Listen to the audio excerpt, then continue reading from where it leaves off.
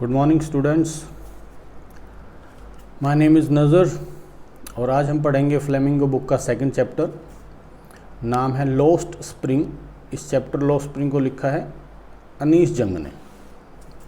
पढ़ते हैं। अनीश जंग 1964, इसका मतलब है कि अनीश जंग जो राइटर हैं इस चैप्टर की, उनका जो जन्म है वो 1964 में हुआ।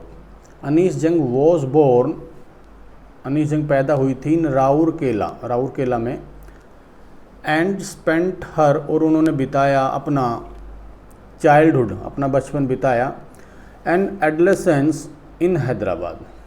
तो फिर वो अभी जो उन्होंने अपनी जो किशोर अवस्था है, बचपन और किशोर अवस्था, वो उन्होंने हैदराबाद में बिताया। पैदा हुई थी राउरकेला में। She received her education in Hyderabad, उन्होंने अपनी जो पढ़ाई थी वो हैदराबाद में प्राप्त की। And in the United states of America, और अमेरिका में भी फिर वो पढ़ने के लिए गई। तो वो पैदा हुई राउरकेला में, और लेकिन फिर उन्होंने अपना जो बचपन और जो किशोर अवस्था है वो हैदराबाद में बिताई। उन्होंने अपनी जो पढ़ाई शिक्षा प्राप्त की वो हैदराबाद से की और अमेरिका से की। हर पेरेंट्स वर बोथ राइटर्स, उनके जो माता पिता थे दोनों ही राइटर थे। अनीश जंग बिगेन हर करियर, अनीश जंग ने अपना जो करियर था वो शुरू किया as a writer in India, एक लेखिका के तौर पर उन्होंने अपना जो जीवन है शुरू किया भारत में। She has been an editor, वह एक एडिटर रह चुकी है। एंड कॉलमनिस्ट, मतलब जो कॉलम लिखते हैं न्यूज़पेपर में या पत्रिका में, जो कॉलम लिखते हैं और वो छपता है उसको कॉलमिस्ट कहा जाता है। फॉर मेजर न्यूज़पेपर, मुख्य जो समाचार पत्र है उनके लिए। In India and abroad, India में भी रही है वो और विदेश में भी क्या रही है, एडिटर और कॉलमनिस्ट। किस चीज़ के लिए, फॉर मेजर न्यूज़पेपर के लिए। एंड हैज़ ऑथर्ड, और वो लिख चुकी हैं सेवरल बुक्स, और कई किताबें वो लिख चुकी हैं। द फॉलोइंग, यानी नीचे जो हम पढ़ेंगे चैप्टर को, the following is an excerpt from her book, ये जो नीचे दिया गया है उनकी किताब से एक अंश है, हिस्सा है। टाइटल्ड, उस किताब का नाम है जिससे हिस्सा लिया गया है, lost spring, stories of stolen childhood, ये किताब का नाम है। उसमें से ये जो नीचे हम चैप्टर पढ़ेंगे एक एक्सेप्ट है, यानी एक हिस्सा है, अंश है। हियर शी एनालिसिस, यहाँ पर वो विश्लेषण करती है, द ग्राइंडिंग पॉवर्टी, जो गरीबी है, जो पीस देती है, शोषण करती है, एंड ट्रेडिशंस, और ऐसे रिवाज, रीति रिवाज हैं, प्रचलन में है जो, which condemns these children to a life of exploitation, जो बच्चों का जो जीवन है उसको, तो वो क्या एनालिसिस करती है, जो ग्राइंडिंग पॉवर्टी है, बहुत ही एक तरह से पीस देने वाली गरीबी है, और ऐसे रिवाज है जो लगातार चीज़ों को आगे बढ़ाते रहते हैं। The children to a life of exploitation, उनका जो एक तरह से शोषण की जो जिंदगी है उसमें धकेल देती है, और वो निंदा करती है इन चीज़ों की।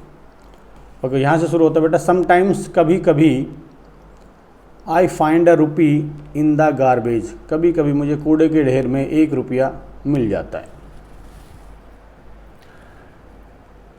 इन्वर्टेड कोमाज में, why do you do this, तुम इसे क्यों करते हो। आई आस्क साहिब, मैं साहिब से पूछती हूँ। तो इस स्टोरी को बता रही है अनीश जंग, जो लेखिका है। आई आस्क साहिब, मैं साहिब से पूछती हूँ। whom I encounter every morning, जिससे मैं प्रत्येक सुबह मिलती हूँ।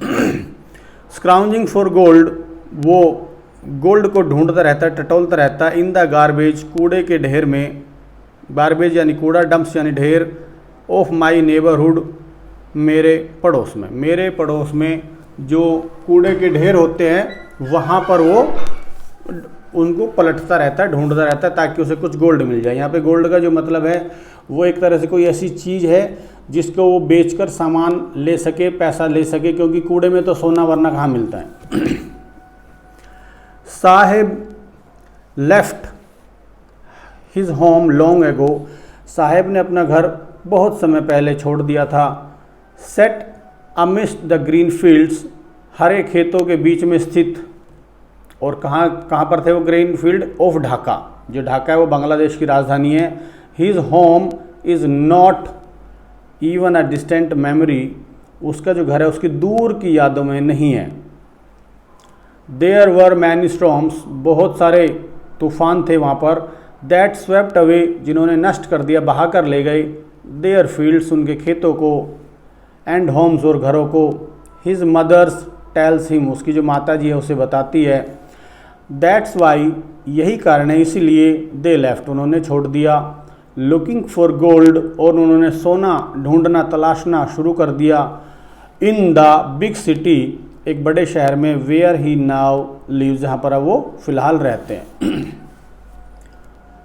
आई have nothing else to do, वहीं पर आते उसे पूछा गया था कि तुम ये क्यों करते हो। लेखिका ने पूछा तो वो कहता है I have nothing else to do, मेरे पास करने के लिए कुछ और नहीं है। ही मटर्स, वह बुदबुदाता है, यानी कि ज़्यादा जोर से नहीं कहता। तो लेखिका कहती है गो टू स्कूल, स्कूल जाओ। आई से गिली में एक तरह से लापरवाही से कहती थी स्कूल जाओ भाई, कुछ भी नहीं है करने के लिए। तो रियलाइजिंग, ये महसूस करते हुए, इमीडिएटली, तुरंत मुझे ये महसूस होता है, ये महसूस करते हुए, हाउ होलो, कितनी खोखली, द एडवाइज मस्ट साउंड, के जो मैंने सलाह दी कि स्कूल जाओ, ये जो सलाह दी कितनी ज़्यादा खोखली दिखाई देती थी, कितनी ज़्यादा जो खोखली उसको लगी होगी।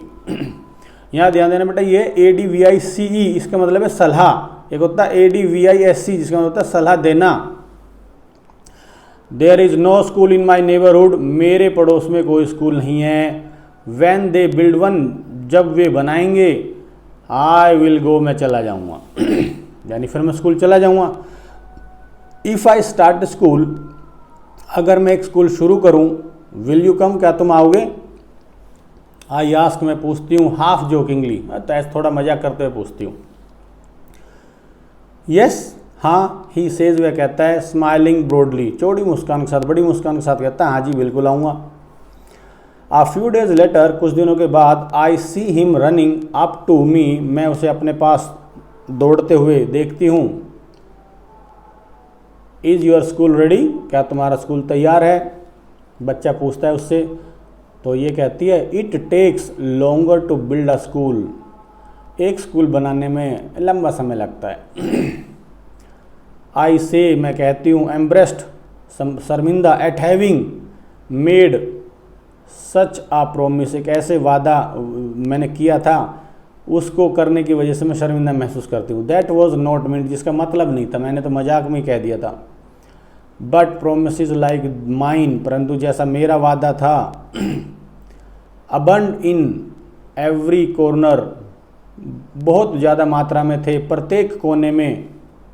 ऑफ हिज ब्लीक वर्ल्ड, उसकी जो एक तरह से खाली दुनिया थी, निराश दुनिया थी, उसमें जैसे मेरा वादा था, इस तरह के बहुत सारे वादे उसकी खाली दुनिया में हर एक कोने में थे। After months of knowing him, उसको जानने के महीनों बाद, I ask him his name, मैं उसका नाम पूछती हूँ। अब इन्वर्टेड कॉमास में दिया हुआ है साहिब आलम, यानी साहिब आलम नाम है उसका। ही अनाउंसेस, वह घोषणा करता है, यानी वो बताता है। ही डज नॉट नो, वह नहीं जानता है। व्हाट इट मीन्स, इसका क्या मतलब है। इफ़ ही न्यू दम इट्स मीनिंग, अगर वो इसका मतलब जानता। लॉर्ड ऑफ द यूनिवर्स, ये उसके नाम का मतलब है, यानी कि पूरी दुनिया का मालिक। He would have a hard time, उसको एक मुश्किल समय लगता। बिलीविंग इट, इसको विश्वास करने में उसको कठिनाई होती, यानी कि। अनअवेयर ऑफ व्हाट, अनअवेयर का मतलब जो पता नहीं हो, अनभिज्ञ। Of what his name represents, वो इस चीज़ से अनभिज्ञ कि उसका जो नाम है वो क्या दर्शाता है। ही रोम्स, वह घूमता है। द स्ट्रीट्स, गलियों में। विद हिज फ्रेंड्स, अपने दोस्तों के साथ। An army of bear foot, नंगे पैर वालों की एक आर्मी है, एक तरह से उन्होंने काफ़ी बच्चे हैं, वो उसमें अकेला नहीं है वो। बॉयज़, नंगे पैर, बेयर फुट बॉयज़ है। Who appear like the morning birds, जो दिखाई देते हैं सुबह के पक्षियों की तरह। एंड डिसअपियर, और गायब हो जाते हैं। एट नून, और जो दोपहर को वो चले जाते, दिखाई नहीं देते। ओवर द मंथ्स, महीनों बाद। I have come to recognise each of them, मैं उनमें से प्रत्येक को पहचानने लगी हूँ। Why aren't you wearing chappals, तुम चप्पल क्यों नहीं पहनते हो, चप्पल क्यों नहीं पहनी हुई है तुमने। आई आस्क वन मैन, मैंने एक से पूछा। बच्चे ने जवाब दिया इन्वर्टेड कॉमास में, my mother did not bring them down, मेरी माता जी उन्हें नीचे नहीं लाती है। ब्रिंग नीचे, देम डाउन नीचे नहीं लाती है, ब्रिंग मीन्स लाना। फ्रॉम द सेल्फ, जो अलमारी है उससे नीचे उतार कर मेरी मम्मी नहीं देती है।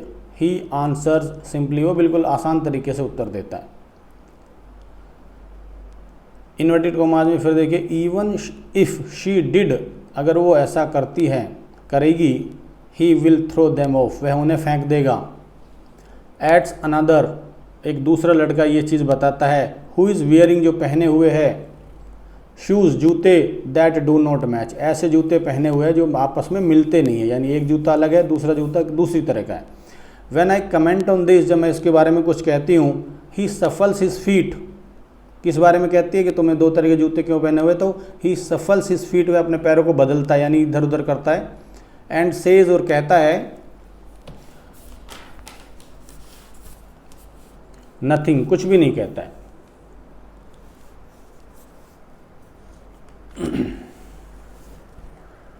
आई वॉन्ट शूज, मैं जूते चाहता हूँ।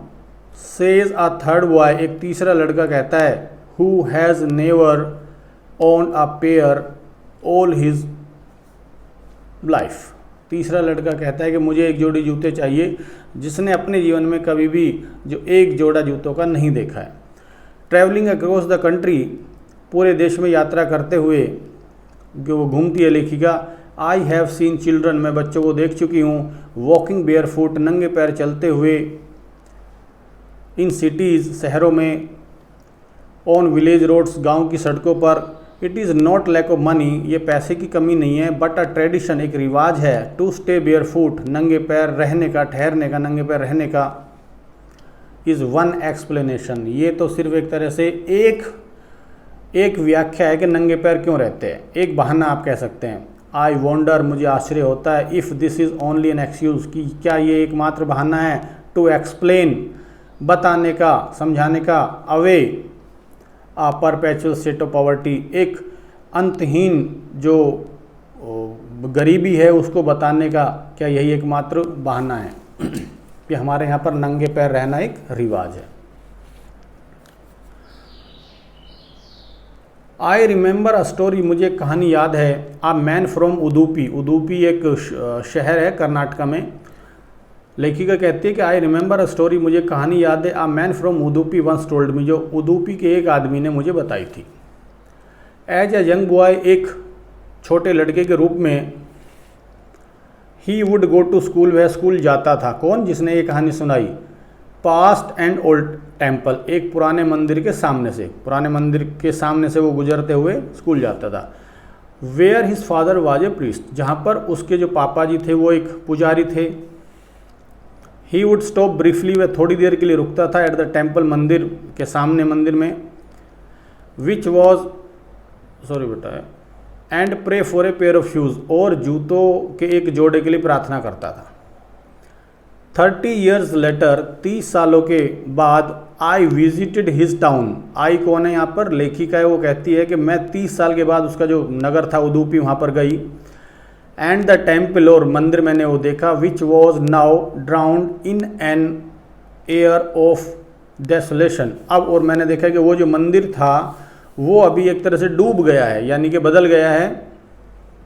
In the air of desolation का मतलब है सुनसान की जो हवा है उसमें बदल गया, यानी कि एक तरह से वो उतना ज़्यादा बढ़िया नहीं है।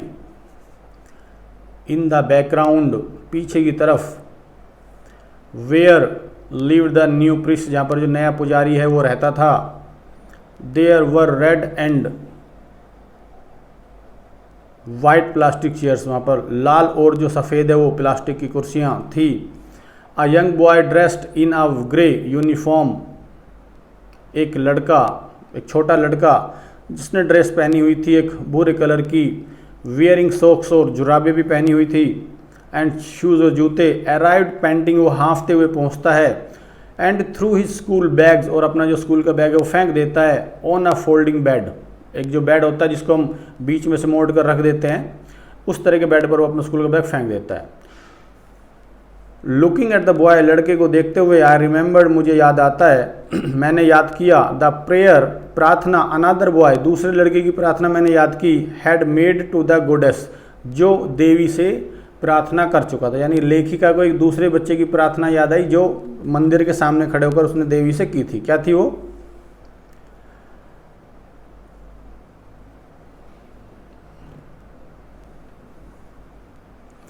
When he had finally got a pair of shoes, तो दूसरे लड़के को जब आखिरकार एक जोड़ी जूते मिल गए थे, उसने प्रार्थना की थी देवी से, क्या की थी? Let me never lose them, मुझे कभी भी ये जो जूते हैं मेरे ना खोए, इस तरह का मुझे आप आशीर्वाद दीजिए। Let me never lose them, मुझे कभी भी इनको खोने मत देना। The goddess had granted his prayer, और जो देवी थी वो उसकी प्रार्थना को स्वीकार कर चुकी थी। Young boys like the son of the priest, छोटे बच्चे, छोटे लड़के जैसे पुजारी का बेटा था, नाउ वोर शूज़, अब वो जूते पहनते थे, बट मैनी अदर, परंतु काफ़ी दूसरे बच्चे, लाइक द रैक पिकर्स, जो कूड़ा उठाने वालों की तरह थे, इन माई नेबरहुड, मेरे पड़ोस में, रिमेन शूज़लेस, वो अभी भी बिना जूतों के ही रहते थे। सो बेटा यहाँ तक हमने पढ़ लिया है, और जो थोड़ा सा जो पार्ट है इसका वो हम कल पढ़ेंगे, ओब्वियसली दोबारा मिलेंगे हम। और इस चैप्टर को पढ़ने से पहले जो इससे पहले वाला हमारा जो वीडियो है उसको आप चेक करें, उसमें समरी बताई गई है। और चैनल को सब्सक्राइब नहीं किया है तो चैनल को सब्सक्राइब करें, शेयर करें, कोई डाउट्स हो तो कमेंट करें। Thank you, have a good day, bye bye.